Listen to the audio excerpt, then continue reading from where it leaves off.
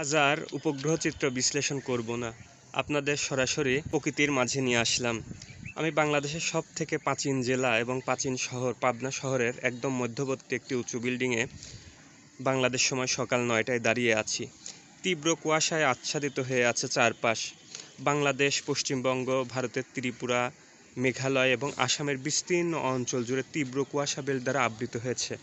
বাংলাদেশের হাতে গোনা ৫-৬টি জেলা এবং পশ্চিমবঙ্গের ৫-৬টি জেলা ব্যতীত সারা অঞ্চল জুড়ে এই তীব্র কুয়াশার উপস্থিতি লক্ষ্য করা যাচ্ছে। আজ অগ্রহায়ণের একদম শেষের দিকে আমরা তীব্র কুয়াশার চাদরে আবদ্ধ হয়ে আছে। আমার সামনে যে উঁচু উঁচু বিল্ডিং দেখা যেত পাবনা শহরের, সেই শহরের উঁচু বিল্ডিং এখন আর চোখে পড়ছে না, এত পরিমাণ কুয়াশা। আষাঢ় মাসে যেরকম ইলশিগুড়ি দেখা যায়, ঠিক সেই রকম ঝিরিঝিরি বৃষ্টির মতো তীব্র কুয়াশা এবং হালকা শীতল বাতাস।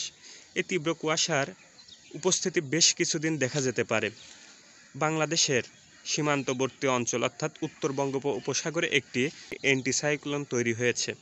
সেই সঙ্গে হিমালয় এবং পশ্চিম ভারত থেকে শুষ্ক এবং শীতল বাতাস ধীরে ধীরে বাংলাদেশ পশ্চিমবঙ্গের দিকে এগিয়ে আসছে। এই শীতল বাতাসের সঙ্গে আর্দ্রতাপূর্ণ জলীয় বাষ্পপূর্ণ বঙ্গোপসাগর থেকে আসা বাতাসের মিলনে সেই জলীয় বাষ্পগুলো ধীরে ধীরে এই কুয়াশা কণায় পরিণত হয়ে বৃষ্টির মতো ঝরে পড়ছে।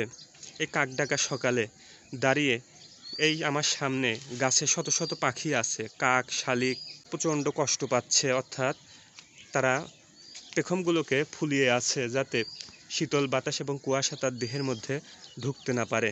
আমার সামনে যে বিস্তীর্ণ জনপদ দেখা যাচ্ছে, শহরে প্রায় ৩ লক্ষ মানুষের বসবাস এবং আয়তনে প্রায় ৩০ বর্গ কিলোমিটার জায়গার উপরে। কিন্তু দেখুন, একটা সামনের বিল্ডিংও দেখা যাচ্ছে না। আমি ঘুরিয়ে ঘুরিয়ে দেখাচ্ছি যে এত পরিমাণ কুয়াশা এই অগ্রহায়ণের শেষ দিকে। এই কুয়াশা বেল্ট ১৭ই ডিসেম্বর পর্যন্ত চলতে পারে এবং তা ধীরে ধীরে হ্রাস পাওয়ার সম্ভাবনা আছে। এদিকে দক্ষিণ বঙ্গোপসাগরে একটি লঘুচাপ অবস্থান করছে এবং এই লঘুচাপের অগ্রভাগের মেঘ ধীরে ধীরে উত্তর পূর্ব দিকে অগ্রসর হয়ে বাংলাদেশের বরিশাল, খুলনা এবং পশ্চিমবঙ্গের দক্ষিণ অংশ, সেই সঙ্গে চট্টগ্রামেও প্রবেশ করতে শুরু করেছে। এই মেঘে বৃষ্টিপাত না হলেও সূর্যের উজ্জ্বল কিরণ থেকে আমরা বঞ্চিত হব। আজ বাংলাদেশের বরিশাল বিভাগ, খুলনা বিভাগ, কুষ্টিয়া অঞ্চল এবং ঢাকা বিভাগ, সেই সঙ্গে কুমিল্লা অঞ্চল, ভারতের ত্রিপুরা রাজ্য এবং পশ্চিমবঙ্গের নদিয়া, মুর্শিদাবাদ, মালদা এই সকল অঞ্চলের কুয়াশা থেকে মুক্ত হলেও পশ্চিমবঙ্গের দার্জিলিং, কোচবিহার, আলিপুরদুয়ার, শিলিগুড়ি, দিনাজপুর, বাংলাদেশের সমগ্র রংপুর, রাজশাহী, ময়মনসিংহ এবং সিলেট বিভাগ, সেই সঙ্গে ভারতের শিলচর এই সকল অঞ্চলের কুয়াশা আজ সারাদিন পর্যন্ত থাকতে পারে। বেলা বাড়লেও এই কুয়াশা থাকতে পারে এবং এই কুয়াশা টানা আগামী ২-৩ দিন এই অঞ্চলে বিরাজ করতে পারে।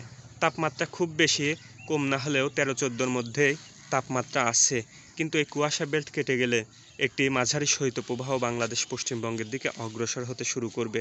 ফলে তীব্র কুয়াশা সেই সঙ্গে শৈত্যপ্রবাহে বাংলাদেশের রংপুর, রাজশাহী, ময়মনসিংহ অঞ্চলের মানুষ প্রচণ্ড কষ্টের শিকার হতে পারে।